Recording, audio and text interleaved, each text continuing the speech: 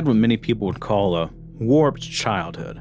Many children are raised on nursery rhymes, fairy tales, and Dr. Seuss, and my childhood did have these memories. However, my mother included another genre in mine and my sister's upbringing: horror.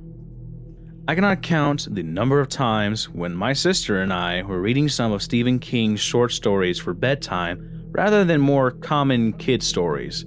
Popsy was always my favorite. I grew up watching the classic horror movies and being told ghost stories. Many people, when I tell them this, ask me if I had a lot of nightmares as a child as a result. But the truth is quite the opposite. I was not afraid of boogeymen or ghosts. To me, ghosts and goblins were simply fictional creatures that are only in books, movies, and stories told around a campfire. The horror genre was simply a part of my life. I loved the feeling of being scared. So naturally, Halloween was one of my favorite times of the year. I remember one Halloween many years ago. I was young, but not so young that I didn't have first-hand memories of the events soon to follow. There was a Halloween attraction that was running just down the street from our house. It had been going on every Halloween for a few years, but my parents had never let my sister and I go before. And then, one year, we were finally given permission to go to this haunted attraction. The attraction was built into an old abandoned manor house, just the sort of place where you would expect a Halloween attraction to be built. I remember being very excited as I waited to get into the house because lots of people that were coming out were raving and ranting about how scary it was. And I was highly anticipating to have my own time inside. Like most Halloween attractions, they let people inside the house in small groups. Because my sister and I were only children, the attendants at the door made sure that we were put in the same group as our parents. Finally, we stepped inside. Inside, it could have been any haunted house in America in the 90s, full of fake fog and grease-painted actors. I wasn't overly scared because my mother always reminded me that the actors are not allowed to touch you. But I jumped and screamed along with everyone else when a monster jumped out of the hidden nooks and crannies of the old manor house. Eventually, we made our way down into the basement, which had been changed into the stereotypical mad doctor setting common in a lot of haunted houses. Needless to say, there was a lot of fake blood everywhere. But I'll never forget that basement because something just seemed a little out of place. Sometimes, even the most normal things can become diabolical if you alter its perspective. It's something you see in a few modern ghost hunting shows and B-shots. There was nothing that immediately jumped out as being evil. There was certainly nothing like The Exorcist happening to tip me off that something was wrong. It was a simple sight, but it made it much more unnerving because it stood out against the overt horror backdrop of the decorated room. In the midst of the bloody carnage of the mad doctor's operating room, I remember that an old woman was sitting in the far corner of the room. She looked to be in her 80s, had thinning gray hair, and was very thin. I would be lying to myself if I said she didn't scare me more than the rest of the attraction combined. At the time, I didn't have much understanding of the effects the different physical ailments can have on a person. But looking back now, I would say that she was a victim of a bad stroke. Sometimes a really bad stroke will leave the person with one of his or her side of the face paralyzed. And that's exactly what happened to her. One side of her face was drooping, and saliva was leaking out the corner of her drooped mouth. She was talking, yelling at us as we passed by. Her words were badly slurred because of her paralyzed face, but I could make out what she was yelling. Stop!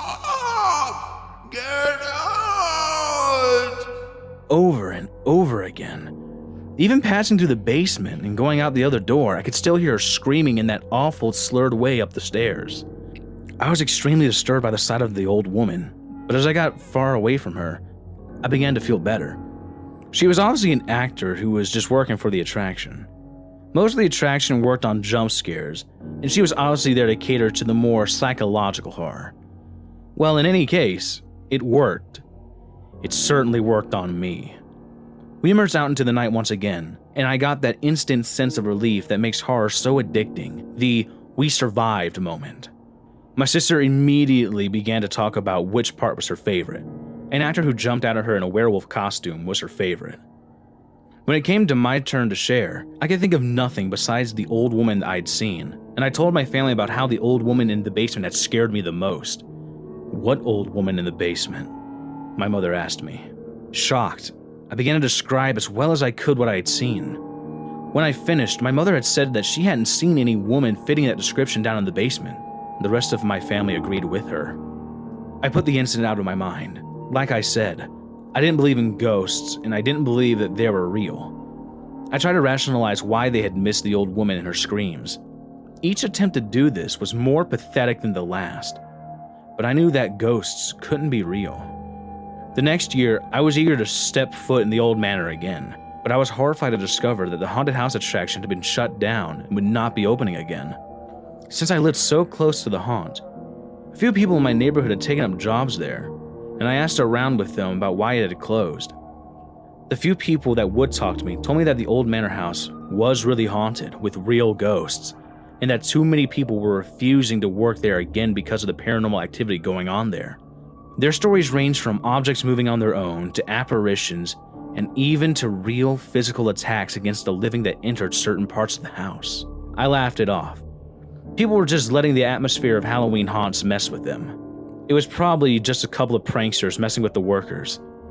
But no matter how much I tried to explain to the workers about how this could be just a couple of jokers messing around, they kept insisting that it was impossible for it to have been any human activity. But even as I tried to convince them, I couldn't help but remember the old woman that I had seen in the basement that no one else had seen. I was kind of nervous about the whole thing, and I wanted more information about the house. These days, you can look up anything on the internet and have an answer in seconds, but the 90s was not like that. Few people had internet at the time, and my family was the one that did not have internet access. So I went to the next best thing: my mother. I asked her about the old manor house. At first, she was reluctant to tell me, which unnerved me more than anything because she had never shied away from telling us things of that nature before. Finally, she told me what she knew. The manor started out as a private residence built in 1922, but the original owner lost the house in a foreclosure.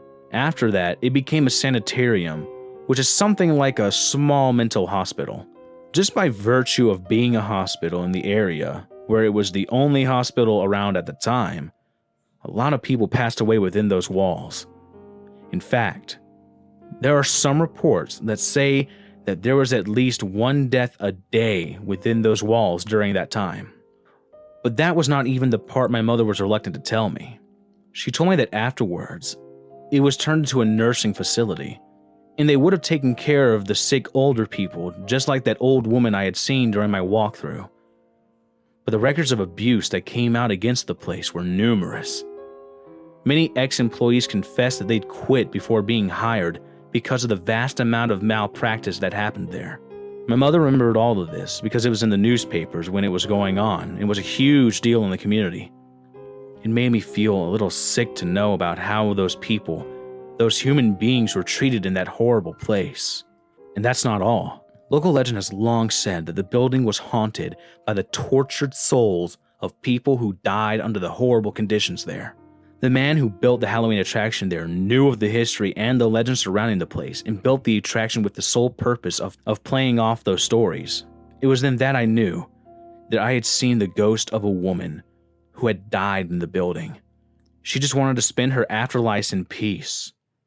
But instead, every year, she and her fellow ghosts were interrupted by the living storming through their place in thousands, turning their situation into a joke. And for the first time ever, I began to treat ghosts and spirits not as fictional creatures, only meant to frighten and scare, but as real physical manifestations of a force that humans are not capable of understanding yet. The house, to this day, continues to be a hotspot for paranormal activity. The owner lets in a local paranormal group at least once a week, every Friday night, to do an investigation. Several ghost-themed television shows have filmed at the location. One show brought in a psychic medium who claims the years the house spent as a Halloween attraction has forever scarred the house and the spirits who reside there. One thing is for sure, I'm now a lot more careful about checking out the history of any Halloween haunt I go to. Ghosts are everywhere, of course, but I'll never go to a place with such a sad history attached to it, and I haven't been able to get scared inside of Halloween attractions since. I don't scream, jump, or run away as the actors jump out at me. Nearly all of my friends have commented on my bravery in the face of these Halloween attractions. But I'm not brave. Not really. It's just a lack of fear. Because it's hard to get scared by actors and makeup when you've been inside the real thing.